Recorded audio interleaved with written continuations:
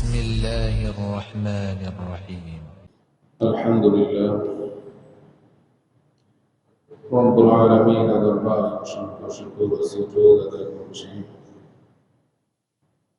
যে মহান রব্বুল আলামিন আমাদেরকে পবিত্র জুমার দিনে জুমা আদায়ের উদ্দেশ্যে মসজিদে আসার তৌফিক দান করেছেন। এজন্য রব্বে কারীমের দরবারে কৃতজ্ঞতা আদায় করি আলহামদুলিল্লাহ।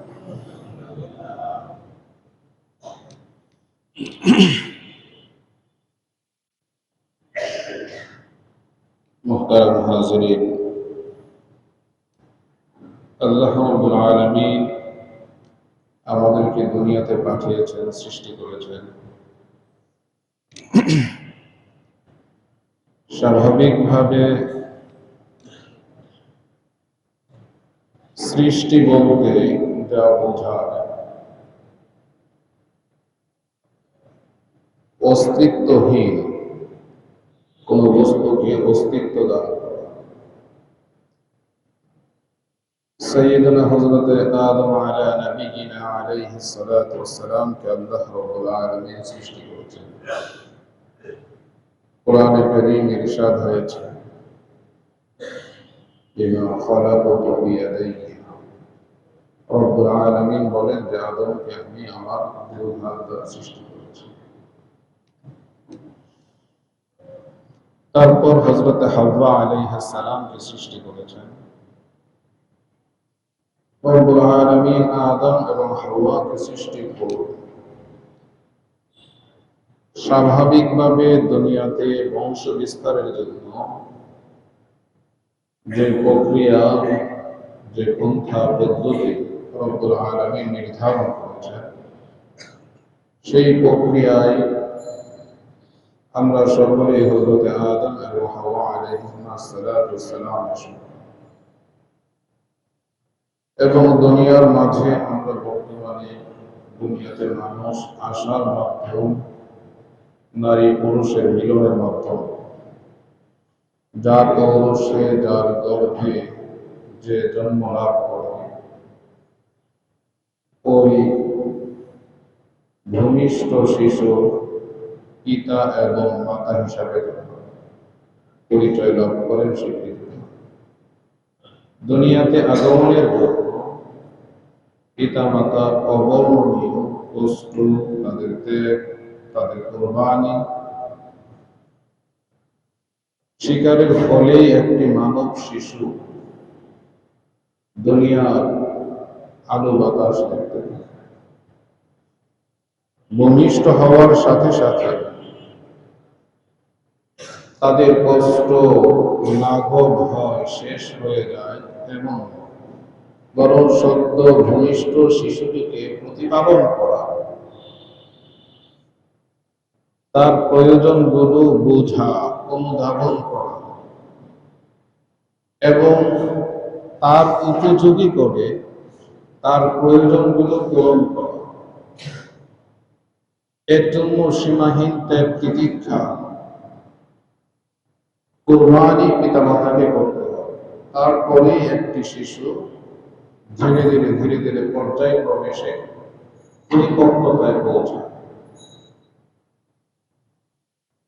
মুহতারাম হাজিরিন, এইভাবে আল্লাহ রাব্বুল আলামিন জগৎকে সাজিয়েছেন। মানুষের এই বংশ পরম্পরা রব্বুল আলামিন প্রবর্তন করেছেন, জারি করেছেন। তো দুনিয়াতে মানুষ বাহ্যিকভাবে একজন মানুষের উপর সবচেয়ে বেশি ইহসান এবং দয়া তার মাতা পিতা। বাহ্যিকভাবে মাতা পিতার চেয়ে অধিক ইহসান আর দয়া কারো হতে পারে। এজন্য রব্বুল আলামিন মাতা পিতার মর্যাদা, তাদের গুরুত্ব, তাদের হক সম্পর্কে আল্লাহ রাব্বুল আলামিন কোরআনে কারীমে বিভিন্ন স্থানে ইরশাদ করেছেন, হিদায়াত করেছেন, দিক নির্দেশনা দিয়েছেন, বিধান জারি করেছেন। এর মধ্য থেকে একটি আয়াত আমি তেলাওয়াত করেছি। রব্বুল আলামিন বলেন, ক্বাদা রাব্বুক। কোরআনে কারীমে আল্লাহ রাব্বুল আলামিন গোটা জগৎবাসীকে, নারী হোক পুরুষ হোক, তাই ছোট হোক বড় হোক, যুবক হোক বৃদ্ধ হোক, সকলকে আল্লাহ তাআলা এক শব্দে সম্বোধন করেছেন, একসাথে, ইয়া আইয়ুহান নাস, হে লোক। কোথাও আল্লাহ রাব্বুল আলামিন সকল মানব জাতিকে একত্রে সম্বোধন করেননি, ভাগ করেছেন। ইয়া আইয়ুহাল্লাযীনা আমানু, শুধু মুমিন যারা, মুমিনা যারা, ঈমানদার যারা, যারা ঈমানের সম্পদ লাভ করেছেন, তাদেরকে আল্লাহ তাআলা সম্বোধন করেছেন। যারা মুশরিক, যারা মুরতাদ, যারা বেঈমান কাফের, তাদেরকে আল্লাহ তাআলা সম্বোধন করেন। শুধু ঈমানদারদেরকে আল্লাহ তাআলা সম্বোধন করেছেন।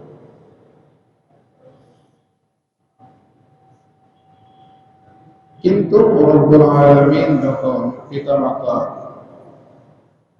বিষয়ে সন্তানকে হিদায়াত করেন,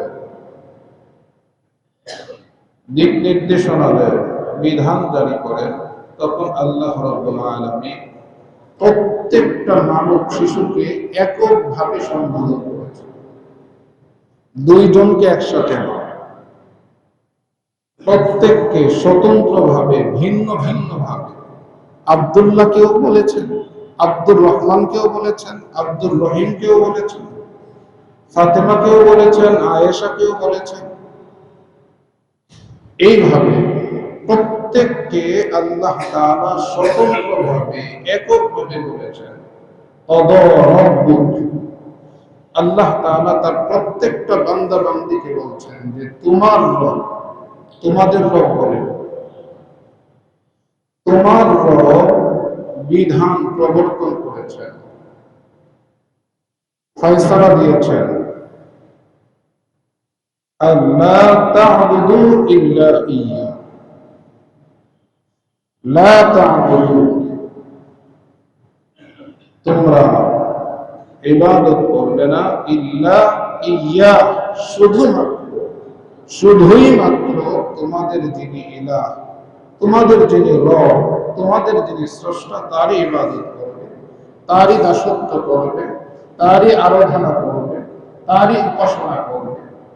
তাকে ছাড়া অন্য কারো ইবাদত, আরাধনা, কারো বিধান তোমরা মানবে না। ওয়াবিল ওয়ালিদাইনি ইহসানা, রব্বুল আলামিন প্রত্যেককে সম্বোধন করে যে বিধান প্রবর্তন করছেন, দুইটি বিষয় একসাথে একত্রিত করেছেন। এর প্রথম অংশ হলো লা তা'বুদু ইল্লা ইয়্যা, আল্লাহ ছাড়া কারো ইবাদত করবে না। ওয়াবিল ওয়ালিদাইনি ইহসানা, এবং পিতামাতার প্রতি সৎ ব্যবহার করবে, উত্তম আচরণ তাদের সাথে।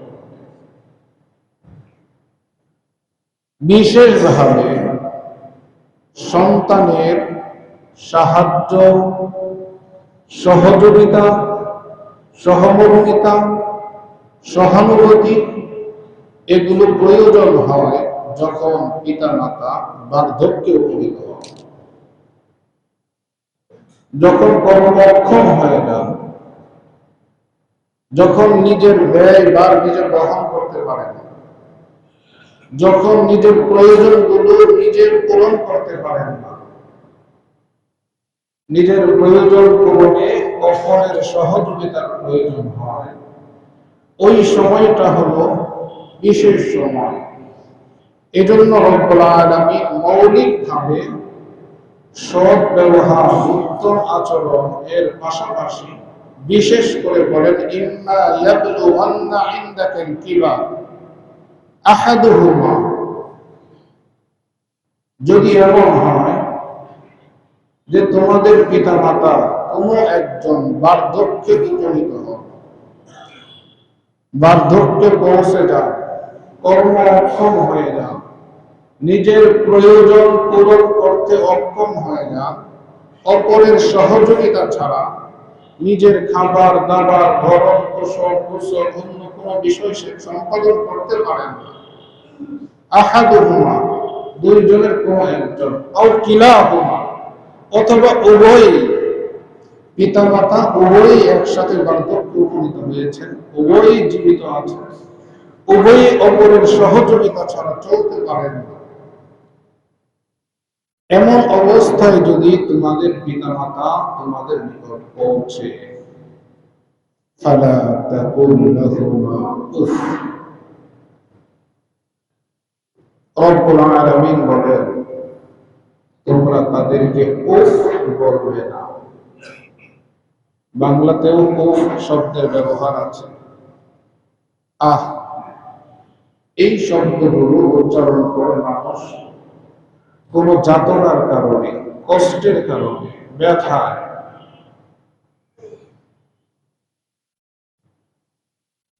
সন্তান যখন উফ আহ এই ব্যথা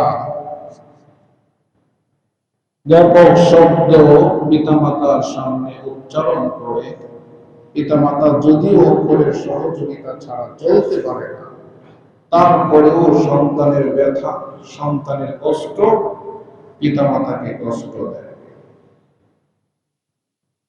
বুঝার বিষয় হলো রব্বুল আলামিন উত্তম আচরণের নির্দেশ দিয়েছেন। তারপর বার্ধক্যে যখন উপনীত হবে তখন তোমরা তাদেরকে কষ্ট দিবে না, তাদের উপর জুলুম করবে না, তাদের সাথে অন্যায় আচরণ করবে না, এমন কিছু বলেননি। রব্বুল আলামিন প্রথম হেদায়েত করেছেন খুব সতর্কতার সাথে, ফালা তাকুল লাহুমা উফ, যে তুমি কোনো কারণে কষ্টে আছো, কোনো কারণে তুমি ব্যথায় আছো, তুমি ব্যথিত, তুমি যাতনাগ্রস্ত, তোমার এই ব্যথা, তোমার এই কষ্ট বার্ধক্যে উপনীত পিতামাতার সামনে প্রকাশ করবে না। কারণ এই তোমার কষ্ট, তোমার ব্যথা, তোমার এই যাতনা তাদের সামনে যদি তুমি প্রকাশ করো তাহলে এটা তাদের জন্য কষ্টের কারণ। কষ্ট দিবে না এটা তো অনেক অনেক দূরের বিষয়, তো অকল্পনীয়। ফালা তাকুল লাহুমা উফ, তাদের সামনে উফ শব্দ উচ্চারণ করবে। মুহতারাম হাজিরিন, তারপরে রব্বুল আলামিন বলেন ওয়ালা তানহারহুমা, যেহেতু নিজের প্রয়োজন তারা পূরণ করতে পারেন না, অপরের সহযোগিতা ছাড়া কিছুই করতে পারেন না, তো সুতরাং তাদের থেকে এমন অনেক বিষয় প্রকাশ পাবে যেটা সুস্থ স্বাভাবিক মানুষ থেকে কখনো প্রকাশ পাবার নয়, এমন কোন বিষয় যদি হয়ে যায়, তাদের কথা এলোমেলো হবে, তাদের মেধা এলোমেলো হবে, তাদের আচার আচরণ এলোমেলো হবে, তাদের নড়াচড়াগুলো স্বাভাবিক হবে না, অস্বাভাবিক হবে। এই সকল অস্বাভাবিক অবস্থা এগুলো যদি তাদের থেকে প্রকাশ পায় তোমরা তাদেরকে ধমক দিবে না, উচ্চ আওয়াজে তাদেরকে কিছু বলবে না, কর্কশ্বরে বলবে না, কোন অবস্থাতে তোমাদের স্বরকে, গলার আওয়াজকে তাদের সামনে উঁচু করবে না। অকুল লাহুমা কওলান কারীমা, বরং তোমরা তাদের সাথে কথা বলবে খুব দয়া মায়ার সাথে, সহানুভূতির সাথে। واخفض لهما جناح الذل من الرحمة। তারপরে রব্বুল আলামিন একটি উপমা দিয়েছেন যে তোমরা দেখো পাখি তার ছানাদেরকে কিভাবে পরম যত্নে পরম মমতায় ডানা দিয়ে তাদেরকে আগলে রাখে, ঠিক পাখির ছানাগুলোর প্রতি পাখির যে পরম মায়া মমতা স্নেহ ভালোবাসা, সে যেভাবে তার উভয় ডানা দিয়ে পাখির ছানাগুলোকে সে আগলে রাখে, ঢেকে রাখে, জড়িয়ে রাখে বুকের সাথে, ঠিক তেমনি ভাবে অখফিদ লাহুমা জানাহাল যুল মিনার রাহমা, তোমরাও মায়া মমতার সাথে দয়ার সাথে বিনয়ের ডানা তাদের জন্য ঝুঁকিয়ে দাও।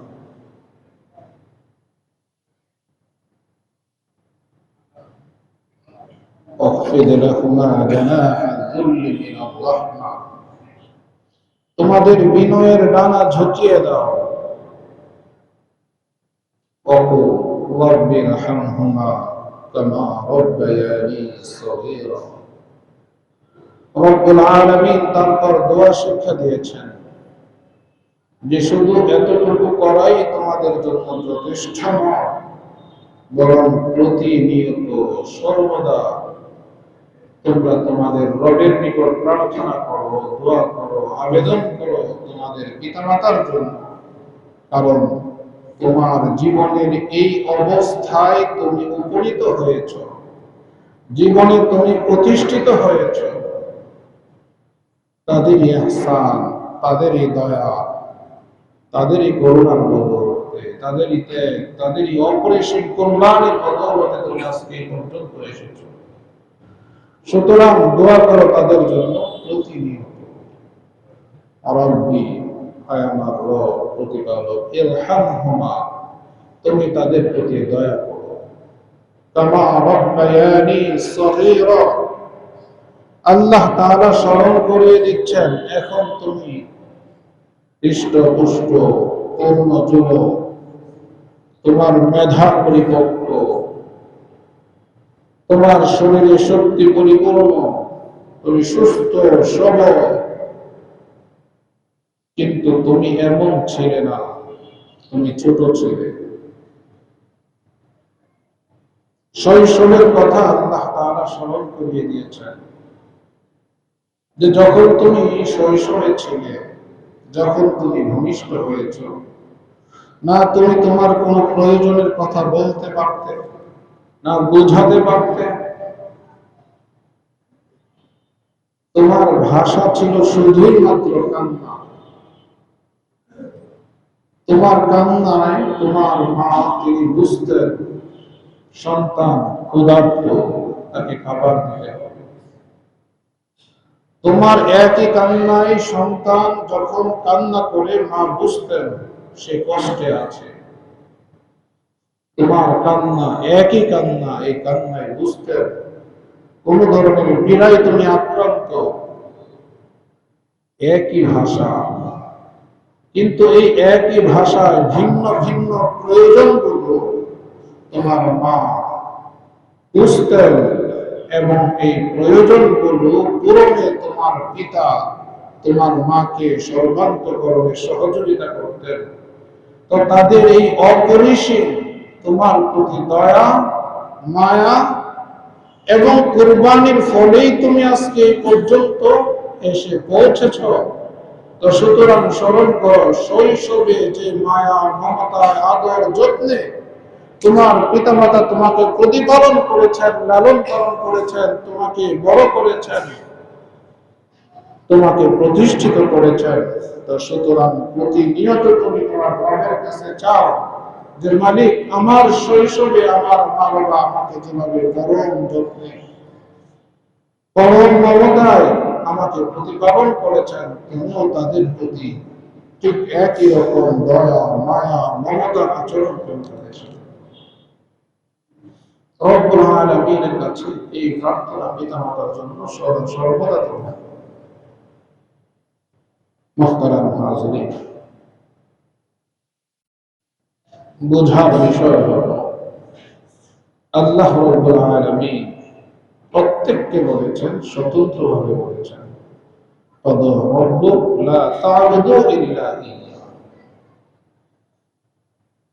আল্লাহ তাআলার আনুগত্যের পর, আল্লাহ তাআলার ইবাদতের পর সাথে সাথে পিতামাতার প্রতি উত্তম আচরণ, সদাচরণের কথা রব্বুল আলামিন বলেছেন। এর গুরুত্ব, পিতামাতার সম্মান, তাদের মর্যাদা, তাদের হক বুঝার জন্য এতটুকু যথেষ্ট যে আহকামুল হাকিমিন, যিনি আমার স্রষ্টা, তিনি তার হকের পর পিতামাতার হকের কথা উল্লেখ করেছেন। রবের হকের পরেই পিতামাতার আলোচনা এনেছেন, তাদের হকের বিষয়ে বলেছেন।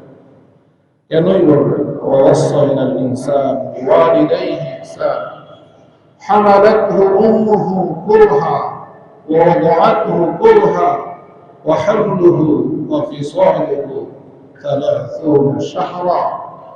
রব্বুল আলামিন তিনি মানুষকে হিদায়াত করেছেন, নসিহত করেছেন, দিক নির্দেশনা দিয়েছেন যে তোমরা তোমাদের পিতামাতার সাথে উত্তম আচরণ করো। হামালাতহু উম্মুহু কুরহা, কারণ তোমার মা তোমাকে খুব কষ্ট করে গর্ভে ধারণ করেছে। গর্ভে ধারণ করা খুব সহজ বিষয় না, খুব কষ্ট করে গর্ভে ধারণ করেছে। ওয়া ওয়াদাআতহু কুরহা, এবং তোমাকে যে ভূমিষ্ঠ করেছেন, সন্তান ভূমিষ্ঠ করতে গিয়ে, প্রসব করতে গিয়ে মা অনেক কষ্ট হয়েছে, সেই বিষয়টাও আল্লাহ তাআলা স্মরণ করিয়ে দিচ্ছেন। ওয়া ওয়াদাআতহু কুরহা, ভূমিষ্ঠ করাটা, প্রসব করাটাই শেষ নয়। ওয়া হামলুহু ওয়া ফিসালুহু 30 শাহরা, এই মা তো তোমাকে 30 মাস পর্যন্ত দুধ পান করিয়েছেন, তোমাকে ধারণ করেছেন গর্ভে। মুহতারাম হাজিরিন, আল্লাহ রাব্বুল আলামিন বলেন ওয়া ইন জাহাদাকা আলা আন তুশরিকা বি মা লাইসা লাকা বিহি ইলম ফালা তুতি'হুমা ওয়া সাহিবহুমা ফিদ দুনিয়া মা'রুফা।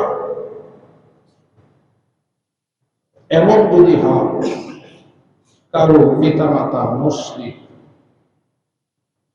কারো পিতামাতা কাফের, মুরতাদ, বেঈমান, যেহেতু পিতামাতা মুশরিক, ঈমান হারা, এখন পিতামাতা যদি ঈমানদার সন্তানকে এমন কোন বিষয়ে আদেশ করে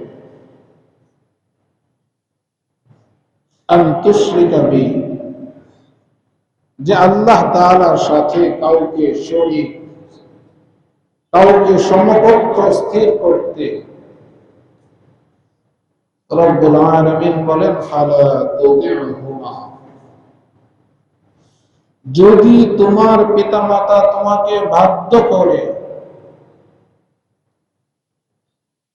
আমার সাথে কাউকে শরীক সাব্যস্ত করতে, ফালা তুতি'হুমা, তো তোমরা তাদের এই বিষয়ে আনুগত্য করবে না,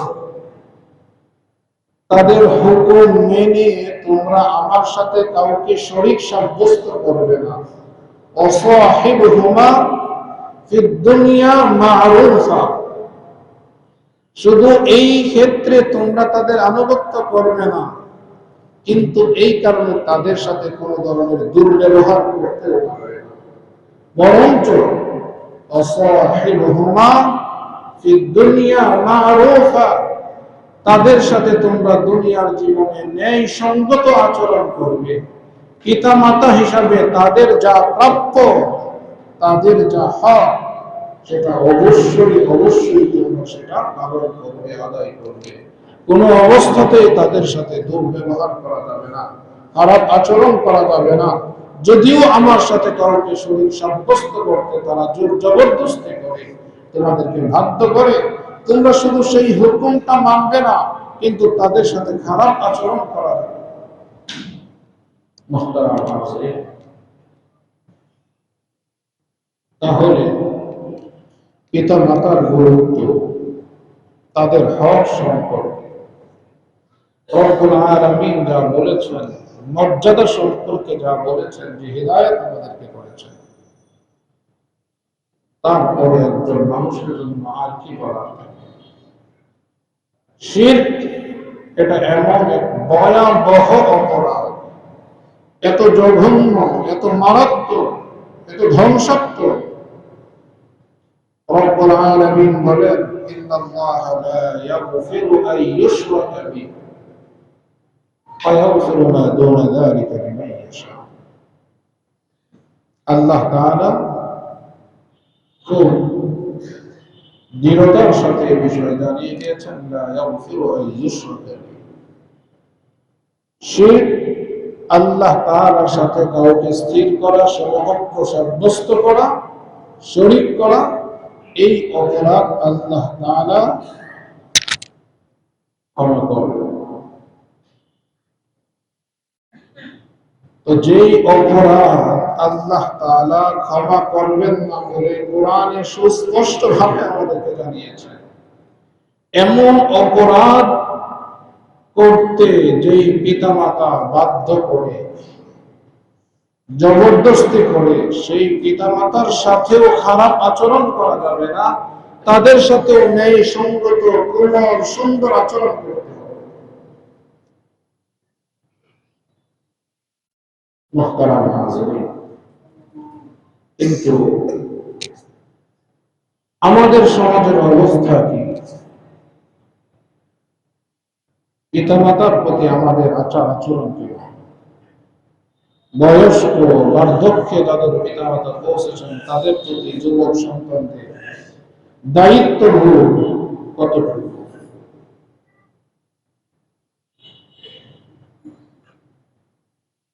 বর্তমান সময়ে ঈদের পরে সংঘটিত দুইটি ঘটনা গোটা দেশবাসীর মধ্যে আলোড়ন সৃষ্টি হয়েছে।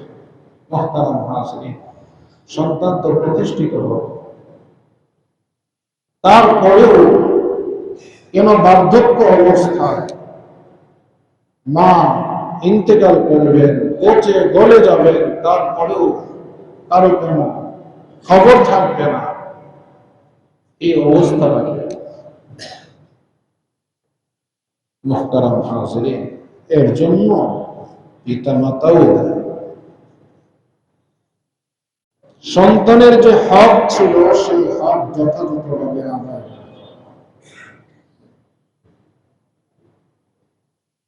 আমি আমার সন্তানের জন্য যে উজ্জ্বল ভবিষ্যতের কল্পনা করি, সন্তানকে আমি যেভাবে প্রতিষ্ঠিত করতে চাই, সন্তানকে আমি যেভাবে বড় করতে চাই, আমার এই চাওয়া, আমার এই স্বপ্ন, সন্তানকে নিয়ে আমার এই পরিকল্পনা, এটা আমার ঈমানের সাথে সাদৃশ্যপূর্ণ কিনা, আমার আকীদার সাথে সাদৃশ্যপূর্ণ কিনা, আমার যিনি রব, আমার যিনি স্রষ্টা, সন্তানের জন্য যেই ভবিষ্যতের কল্পনা আমি করি, যেই ভবিষ্যতের ছবি আমি অঙ্কন করি, সন্তানকে এইভাবে প্রতিষ্ঠিত করলে আমার রব তিনি আমার প্রতি সন্তুষ্ট হবেন কিনা? আমি একজন ঈমানদার হিসাবে, আমি একজন মুমিন হিসাবে, আমার চিন্তার জগৎ, আমার কল্পনার জগৎ, পরিকল্পনা, সকল কিছু ঈমানের ভিত্তিতে আমাকে পরিমাপ করতে হবে। যদি ঈমানের ভিত্তিতে পরিমাপ করি, ঈমানের পাল্লায় যদি সেটাকে আমি মাপি, আর যদি সেটা মিলে যায়, তাহলে বার্ধক্যে কোনো পিতামাতারই অযত্ন, অবহেলার শিকার হতে হবে। আমি যেটাকে উজ্জ্বল ভবিষ্যৎ মনে করি, আমার ঈমান সেটাকে অন্ধকার, নিকষ কালো অন্ধকার হিসাবে সাব্যস্ত করে।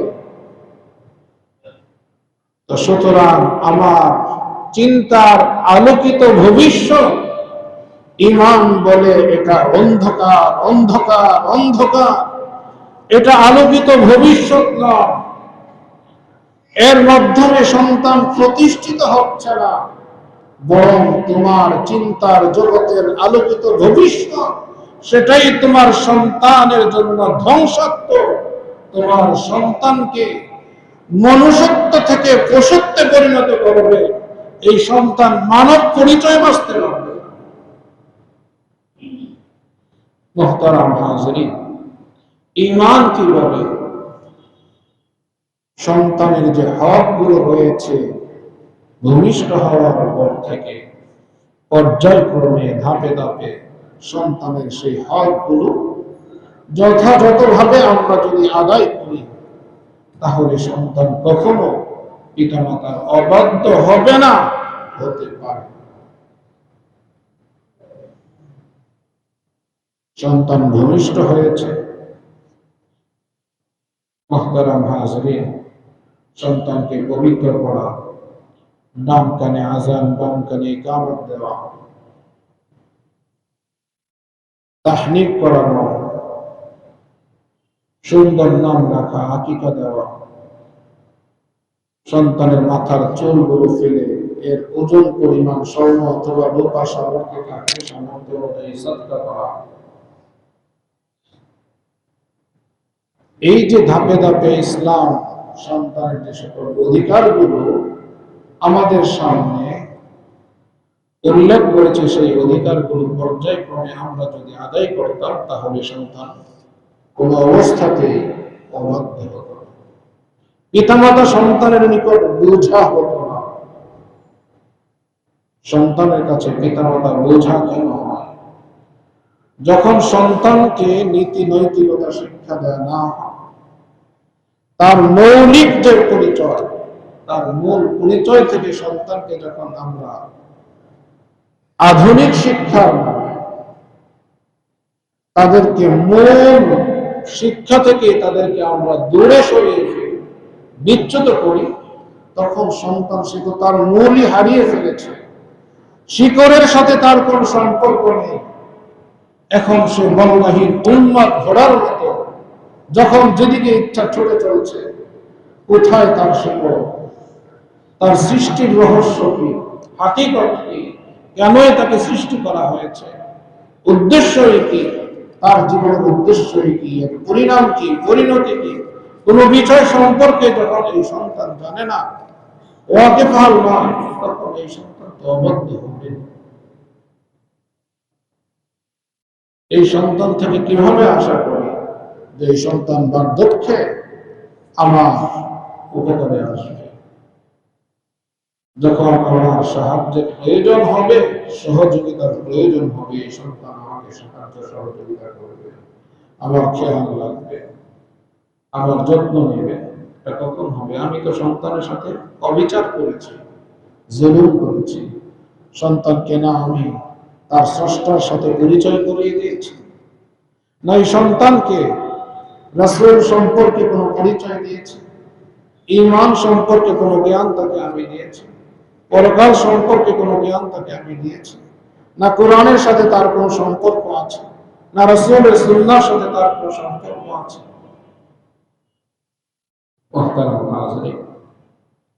যখন তাকে আমি তার মৌলিক যে খোরাক সেটাই তাকে আমি দিতে পারলাম না, যেটা তার হক ছিল, যখন সে নিষ্পাপ ছিল, অপরাধের সাথে তার কোনো সম্পর্ক ছিল না, তখনই তো আমি তার হক নষ্ট করেছি। দায়িত্ব তো আমার ছিল, সন্তানের তো হক ছিল সন্তানকে প্রতিপালন করা, শুধু দৈহিক ভাবে নয়, মানসিক ভাবে। শুধু দৈহিক ভাবে নয়, তার আকীদাগত শিক্ষা, দীক্ষা, এই সকল বিষয়গুলো যথাযথভাবে কোরআন এবং সুন্নাহর আলোকে তার জীবনটাকে, এক কথায় আমার ঈমানের দাবি যা, ঈমানের দাবি অনুযায়ী এই সন্তানকে প্রতিপালন করা। মুহতারাম হাজিরিন, আমি এই কথা বলছি না যে স্কুল, কলেজ, ইউনিভার্সিটিতে সন্তানকে পড়ানো যাবে। অবশ্যই আপনার সন্তানকে আপনি স্কুল, কলেজ, ইউনিভার্সিটিতে পড়াবেন, এতে কোনো ধরনের শরীর নিষেধাজ্ঞা নেই। কিন্তু এর অর্থ এই নয় যে আমি কোন প্রতিষ্ঠানে আমার সন্তানকে ভর্তি করে দিলাম, সেই প্রতিষ্ঠানের সিলেবাস কি সে সম্পর্কে আমার করতে হবে। আমি শুধু আছি, পরীক্ষা কখন হবে, পরীক্ষার ফলাফল কি হবে, সন্তানের পরীক্ষার ফলাফল ভালো এই জন্য আমার প্রচেষ্টা আসলে সে কি শিখছে, সিলেবাসের মধ্যে আছে কি, আমার ঈমানের সাথে, আমার আকীদার সাথে এই সিলেবাস সাদৃশ্যপূর্ণ কিনা, আমার ঈমান এই সিলেবাসকে গ্রহণ করে কিনা, এই বিষয় সম্পর্কে আমাদের আমরা শুধু বুঝি তার পরীক্ষার ফলাফলটা সুন্দর হলো, ভালো হলো, এটাই আমার সন্তানের সফলতা, এটাই সফলতার চাবিকাঠি, এটাই মাপকাঠি। এছাড়া আসলে এই সিলেবাসে যেই সিলেবাস শিখে আমার সন্তান গোল্ডেন পেল, মুহতারাম হাজিরিন, স্ট্যান্ড করলো, আসলে কি শিখলো সে, কোন সিলেবাসের উপর সে স্ট্যান্ড করলো, যদি সেটা হয় আমার ঈমান আকীদার সাথে সাংঘর্ষিক, তাহলে তো আমার সন্তানকে আমি গলা টিপে হত্যা করব, সেটা সফলতার মাপকাঠি হয় কিভাবে?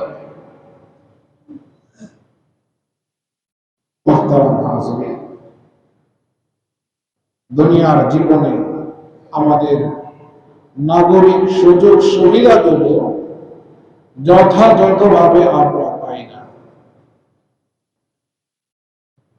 এই নাগরিক সুযোগ সুবিধাগুলো নিশ্চিত করার জন্য যাদেরকে গভর্নমেন্টের পক্ষ থেকে নিয়োগ দেওয়া হয়, ওই লোকগুলো অশিক্ষিত নয়, ওই লোকগুলো মূর্খ নয়, তারা শিক্ষিত।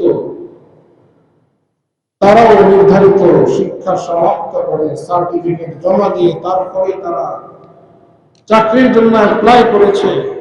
মুহতারাম হাজিরিন, ইন্টারভিউ দিয়ে তারা সেখানে কর্মরত। ওই শিক্ষিত মানুষগুলোর কাছে যখন কোন একজন মানুষ তার নাগরিক অধিকারের জন্য সেখানে যায়, তখন সে স্বাভাবিকভাবে সেই সেবা সে পাচ্ছে না। কেন পাচ্ছে না? এজন্য পাচ্ছে না, তাকে যেই সিলেবাসের মাধ্যমে, যেই শিক্ষার মাধ্যমে শিক্ষিত করা হয়েছে, এবং যেটাকে আমরা শিক্ষা বলছি, মূলত সেটা হলো অন্তঃসারশূন্য শিক্ষা। এর মধ্যে মানবতা ছিল না, মনুষ্যত্ব ছিল না। এখানে শুধু শিক্ষা দেওয়া হয়েছে কিভাবে ব্যক্তি স্বার্থকে নিজের স্বার্থকে প্রাধান্য দেওয়া যায়, কিভাবে নিজে সমৃদ্ধি লাভ করা যায়, কিভাবে শুধু ব্যক্তিগত জীবনে উন্নতি সাধন করা যায়। সেখানে পিতামাতার সম্পর্কের বিষয়, ভাই বোনের সম্পর্ক, সামাজিক দায় দায়িত্বের বিষয়গুলো, এই বিষয়গুলো সেখানে ছিল না। সেই শিক্ষায় দেশপ্রেম বলতে কিছু ছিল না, সেই শিক্ষায় মানবতা বোধ বলতে কিছু ছিল না। যার কারণে মানুষ শিক্ষা গ্রহণ করার পরেও, উচ্চতর ডিগ্রি নেওয়ার পরেও অমানুষে পরিণত হয়। অসহায় মানুষগুলো যখন তাদের কাছে তাদের অধিকারের জন্য যায়, তাদের অধিকার নিশ্চিত করতে যখন যায়, তখন সেখানে গিয়েও তারা জুলুমের শিকার হয়, সেখানে গিয়ে তারা বঞ্চনার শিকার হয়। কেন হয়? এজন্য হয় যে নৈতিক যে শিক্ষাটা, মৌলিক যে শিক্ষা, সেই শিক্ষাগুলো আমরা আমাদের সন্তানদেরকে এবং বর্তমানে প্রচলিত শিক্ষা ব্যবস্থায় আমরা দিতে ব্যর্থ হয়েছি। মুহতারাম হাজিরিন, শিক্ষা প্রতিষ্ঠানে সন্তানকে ভর্তি করতে যদি যাওয়া হয়, কোন প্রতিষ্ঠান সুনামের সাথে চলছে, মুহতারাম হাজিরিন, সেই শিক্ষা প্রতিষ্ঠানে সন্তানকে ভর্তি করতে হলে অবৈধ অর্থের লেনদেন করতে হয়। যদি শিক্ষা প্রতিষ্ঠানে অবৈধ অর্থের লেনদেন হয়, শিক্ষা প্রতিষ্ঠানে যদি দুর্নীতি ছড়িয়ে পড়ে, তাহলে ওই প্রতিষ্ঠানে শিক্ষক যারা, তারা ছাত্রদেরকে কি শিখাবে? ওই প্রতিষ্ঠানের পরিচালক যারা, তাদের লক্ষ্য উদ্দেশ্য একই। মুহতারাম হাজিরিন, আমরা যদি ঘুমিয়ে থাকি, আমরা যদি গাফেল থাকি, তাহলে এই অবস্থা থেকে পরিত্রাণ কোনোদিন সম্ভব। আমাদের ঘুমন্ত বিবেককে জাগাতে হবে, আমাদেরকে বুঝতে হবে যে আসলে আমরা যেভাবে চলছি, আমাদের যে চিন্তা ভাবনা, আমাদের এই চিন্তা ভাবনার পরিবর্তন করতে হবে, বাস্তবতাকে উপলব্ধি করতে হবে। যদি বাস্তবতা বুঝতে আমরা ব্যর্থ হই, মুহতারাম হাজিরিন, সময় যত যাবে তত অন্ধকার আমাদের উপর থেকে বসবে। এজন্য সময় থাকতে যদি সোচ্চার না হই, সচেতন না হই, নিজের দায়িত্ব সম্পর্কে সচেতন না হই, মুহতারাম হাজিরিন, ঈমানের দাবি সম্পর্কে যদি সজাগ না হই, তাহলে এই অন্ধকার থেকে, এই ধ্বংস থেকে আমাদেরকে কেউ পরিত্রাণ দিতে পারবে না। ওয়ালাইসা লিল ইনসানি ইল্লা মা সাআ।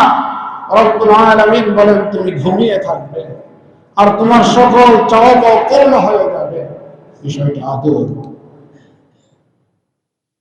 তোমাকে আমি বিবেক দিয়েছি, বুদ্ধি দিয়েছি, সকল কিছু দিয়ে তোমাকে আমি পূর্ণতা দান করেছি। সুতরাং তুমি সজাগ হও, সচেতন হও। মুহতারাম হাজিরিন, এজন্য আমরা সমাজে যে সকল চরম অবক্ষয় দেখি, এর কারণ শুধু এই নয় যা দেখলাম যে সেই অপরাধী না, বরং তার পূর্বেও তার সাথেও কিছু অপরাধ করা হয়েছে, তার উপরে জুলুম করা হয়েছে।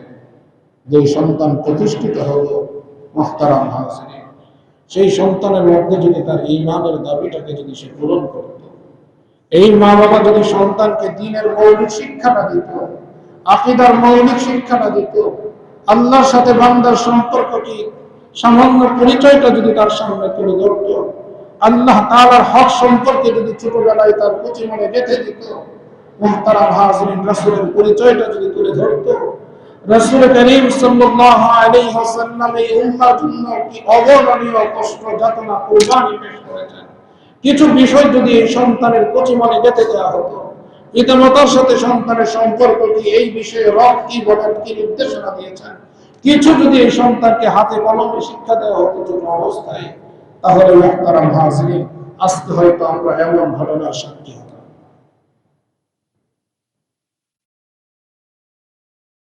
ফজরের সময় হয়ে যায়, রব্বুল আলামিন নির্দেশ দিয়েছেন, রাসূল করিম সাল্লাল্লাহু আলাইহি ওয়াসাল্লাম বলেন, মুরু আওলাদাকুমুস সালাহ ওয়া হুম আবনাউ 7 সিনিন ওয়াদরিবুহুম ওয়া হুম আবনাউ 10 সিনিন।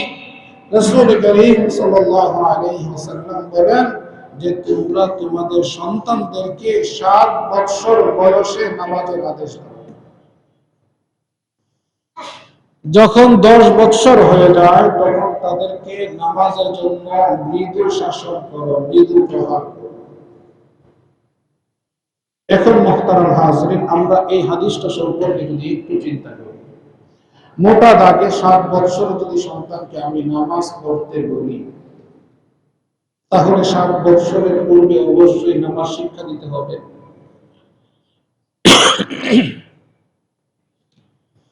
নামাজ যদি আমার সন্তানকে আমি শিক্ষাই না দিই, তাহলে এই সন্তানকে আমি কিভাবে নামাজের আদেশ দিব যে নামাজ পড়ো? তাহলে নামাজের জন্য কোরআনে কারীমের বিশুদ্ধ তিলাওয়াত 7 বছরের পূর্বেই সন্তানকে শিক্ষা দিতে হবে। নামাজের সময় 7 বছরের পূর্বেই সন্তান পরিপূর্ণভাবে জানবে ফজর, জোহর, আসর, মাগরিব, ইশা, কখন কোন নামাজ, কত রাকাত। 7 বছরের আগেই সন্তানকে জানাতে হবে, শেখাতে হবে। পবিত্রতার মাসআলা সন্তানকে শেখাতে হবে।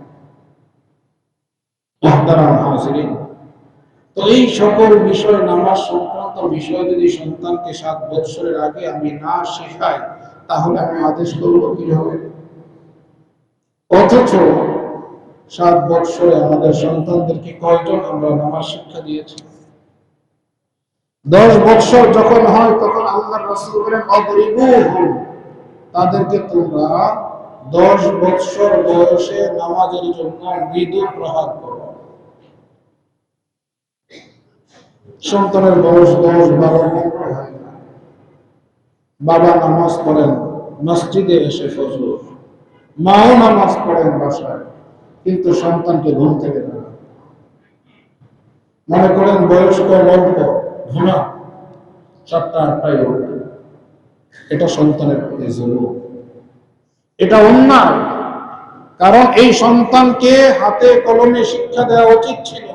আপনি তো জাগতিক সকল বিষয় শিক্ষা দিচ্ছেন, এমন প্রতিষ্ঠানে ভর্তি করলেন ছোট বয়সে, 4 বছর বয়সে, যে তার বইয়ের বোঝাটা সে বহন করতে পারে না। হয়তো মা তাকে সাথে করে নিয়ে যেতে হয় ব্যাগ ধরে, অথবা পিতার তাকে নিয়ে যেতে হয়, বা দাদার তাকে নিয়ে যেতে হয়। মুহতারাম হাজিরিন, এই বিষয়টা আপনি বুঝলেন যখন আহকামুল হাকিমিনের হকের বিষয় আসলো, তখন এই সালাতের বিষয়টা আপনি বুঝলেন না। মুহতারাম হাজিরিন, আপনার এই না বোঝাটাই আপনার সন্তানের উপর সবচেয়ে বড় জুলুম। এই সন্তানকে আপনি মনে করছেন 4 বছর বয়সে কোন প্রতিষ্ঠানে ভর্তি করে দিয়ে এক গাদা বইয়ের বোঝা তার উপর দিয়ে, যার বোঝার ভার বহন করতে সে সক্ষম নয়, যে তার সুন্দর উজ্জ্বল ভবিষ্যৎ আপনি তৈরি করছেন, অথচ তার মৌলিক যে চাহিদাটা ছিল, প্রাপ্য ছিল, সেটা থেকে তাকে বঞ্চিত করে তাকে এই ছোট অবস্থা থেকে তাকে আপনি ধ্বংসের দিকে তার যাত্রা শুরু করেন। দুনিয়ার এই বিষয়গুলো আমরা বুঝি, কিন্তু আল্লাহ তাআলার হকের বিষয়ে আমরা বুঝি না। যখন আল্লাহ তাআলার হক সম্পর্কে আমরা গাফিল হই, উদাসীন হই, মুহতারাম হাজিরিন, তখন কুদরতের পক্ষ থেকে অভাব আসে। তখনই আমাদের উপর এমন ভয়াবহ অভিশাপগুলো চেপে বসে, যেগুলো দেখলে শুনলে গা শিরশিরিয়ে ওঠে। মুহতারাম হাজিরিন, কেন এগুলো? এজন্য যে আমরা আমাদের ঈমানের দাবি সম্পর্কে সচেতন নই, রবের হক সম্পর্কে আমরা সচেতন নই। যদি আমরা সচেতন হতাম, মুহতারাম হাজিরিন, তাহলে আমাদের পরিবার, আমাদের জীবন, আমাদের সমাজ, আমাদের এই দেশ আরো সুন্দর। যেটা আমরা চাই, কিন্তু আমাদের কর্ম পরিকল্পনা সম্পূর্ণ এক বিপরীত। আমরা চাই একটা, কিন্তু চিন্তা করি ভিন্ন। চাই শান্তি, মুহতারাম হাজিরিন, আমাদের কর্মকাণ্ডগুলোর অশান্তি। এই জন্য মুহতারাম হাজিরিন, সকলের কাছে আহ্বান থাকবে যে আমরা আমাদের সাথে সম্পৃক্ত যে যেভাবেই হোক, সন্তান হোক, স্ত্রী হোক, মা বাবা হোক, ভাই বোন হোক, আমার পড়শি হোক, প্রতিবেশী হোক, কলিগ হোক, মুহতারাম হাজিরিন, প্রত্যেকের সাথে পারস্পরিক আমাদের যে সম্পর্ক, এই সম্পর্কের পারস্পরিক হক, ঈমান এবং ইসলাম কি বলে, সেই হকগুলো সম্পর্কে আমরা যেন সর্বোচ্চ সতর্কতা অবলম্বন করি। যদি পারস্পরিক হকগুলো যথাযথভাবে আমরা আদায় করি, মুহতারাম হাজিরিন, আমাদের জীবনটা সুন্দর হবে। আল্লাহ তাআলা আমাদের সকলকে বুঝার তৌফিক দান করেন, আমলের তৌফিক দান করেন।